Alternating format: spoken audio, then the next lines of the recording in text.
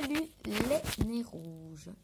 Donc j'espère que vous allez bien. Je vais vous parler d'un thème que je rencontre énormément lors de mes consultations. Donc c'est l'estime de soi.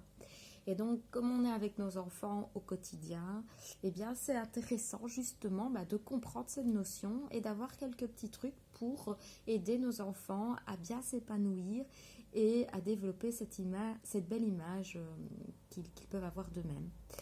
Et donc j'invite, si vous le souhaitez, tous vos commentaires, j'invite des photos des enfants, des vidéos, s'ils peuvent nous parler de comment eux ils perçoivent l'image de soi, c'est super. Et à nous de les applaudir, parce que à nous de les reconnaître, parce que l'applaudissement, la reconnaissance de soi, la valorisation, le fait de réussir, d'oser des défis, des expériences, parce qu'il faut savoir que l'estime de soi est en relation très intime avec la confiance en soi, qui est la capacité de vivre des actions, de se mettre en action.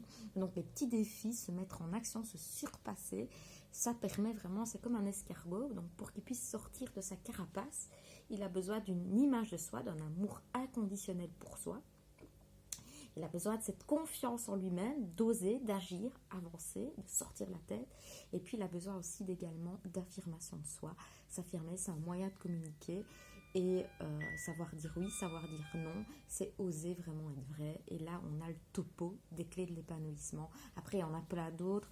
Mais ici, aujourd'hui, l'estime de soi, c'est un thème qui me tient vraiment à cœur, parce que je rencontre énormément de patients qui ont des problèmes au niveau de leur estime d'eux-mêmes, et donc qui vont développer des comportements destructeurs par rapport à la nourriture, l'alcool, qui vont vraiment se sentir mal dans leur peau. Et donc ce que l'autre a véhiculé, ou ce qu'ils ont eux-mêmes véhiculé sur eux, comme apprendre à se parler correctement, eh bien faire l'inverse, se dire je suis moche, je suis laid, je suis bête, eh bien vient vraiment déstabiliser cette image qu'on peut avoir de nous-mêmes. Et du coup affaiblir cette estime de soi-même, cet amour qui est vraiment important de se porter de manière inconditionnelle. Donc je vais essayer d'être plus claire. L'estime de soi en relation vraiment intime avec la confiance en soi. La confiance en soi, c'est une capacité, être capable, oser produire des actions. Et donc l'un ne va pas sans l'autre, mais on a besoin d'une belle image de soi pour se sentir capable de faire. Ok ? L'estime de soi, c'est quoi ? C'est cette valeur, cet amour inconditionnel qu'on se porte.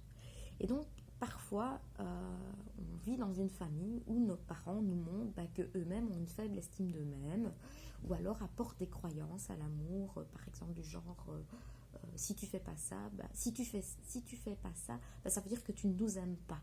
Et donc, l'amour de soi va être enregistré dans l'inconscient comme une information. Pour être aimé, je dois faire.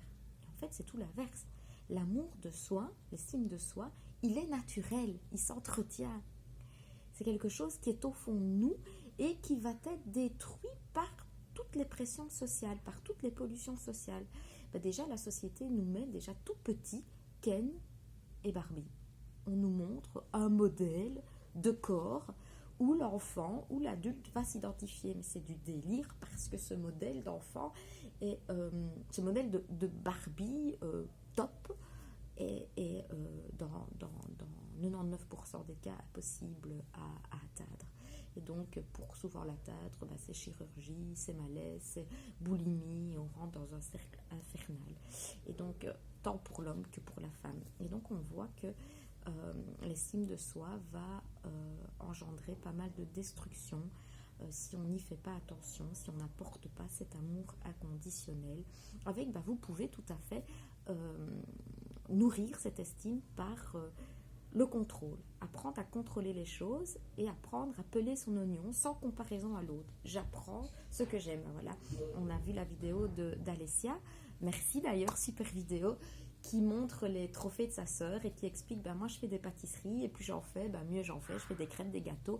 Et ça, oser cette capacité de faire, ça va produire de l'amour. Et puis si la maman répète bravo, super, c'est super bon, là c'est topo, c'est topissime, c'est l'arc-en-ciel de l'estime de soi. Et donc ce qui nourrit vraiment l'image de soi réellement, c'est cette reconnaissance de l'autre, cette valorisation. Et ce qui va la détruire, c'est justement tout ce qui est harcèlement, moquerie, qui qui va isoler l'autre, et au lieu de se regarder dans un miroir et de se dire waouh, je me sens bien, eh bien il va être face à un miroir brisé et il va finir par croire ce que l'autre lui dit. Voilà. Ce qui est important, c'est de percevoir nous-mêmes en tant que parents où on se trouve, on se situe par rapport à l'image qu'on a de nous-mêmes et qu'on véhicule. Est-ce qu'on sait se regarder dans ce miroir et se sentir bien, ou est-ce qu'on est toujours à introduire des ruminations et savoir que ces ruminations nous viennent d'un passé. Et ça ne veut pas dire que le parent ne nous aime pas. Ça veut juste dire qu'il n'avait pas l'outil qui était nécessaire à développer cette image de soi et qu'il a pu faire des erreurs sans comprendre qu'il faisait des erreurs. Vous comprenez? Et donc, j'ai une question très psy, c'est qu'est-ce qui fait qu'on a pu réparer le problème? Qu'est-ce qui fait qu'on a pu cibler le problème de où vient cette mauvaise image de soi? Et qu'est-ce qui fait que, même si c'est compris, on garde cette mauvaise image de soi et on continue à accomplir ce modèle destructeur de soi? Eh bien, ce qui est important en fait, c'est faire la paix avec le passé surtout, parce que le passé n'existe plus et seul le présent existe. C'est ce que vous faites aujourd'hui, c'est comment vous nourrissez cet amour de soi aujourd'hui, c'est toute cette petite nourriture qui va justement mettre la relation avec la capacité, se surpasser et renforcer de plus en plus cette image de soi. Donc, osez vraiment.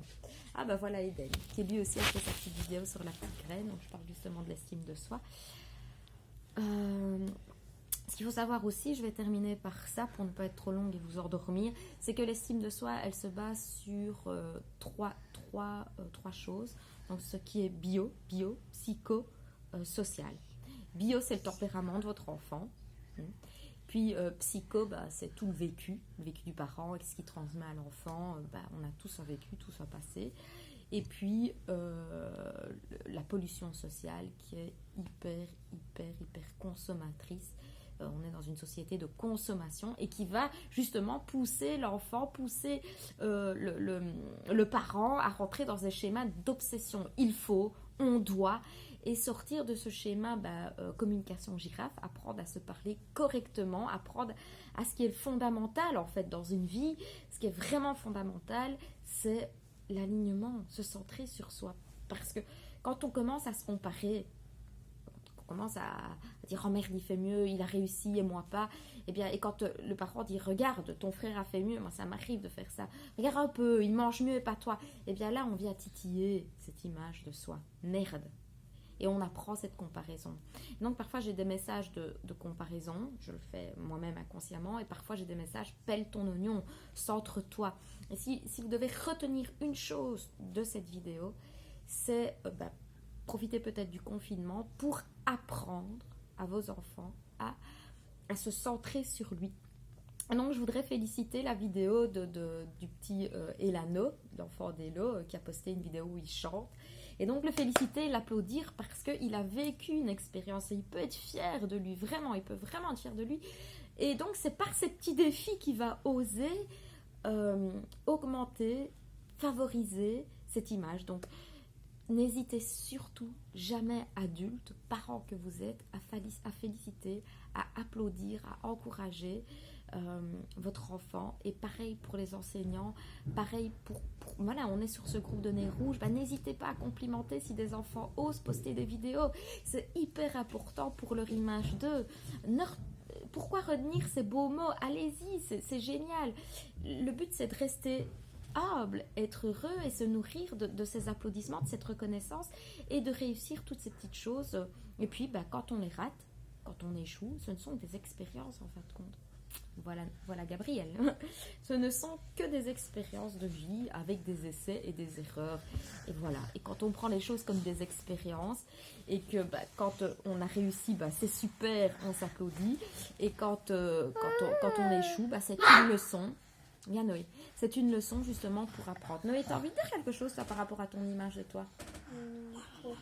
Toi, t'as déjà fait. C'est quoi?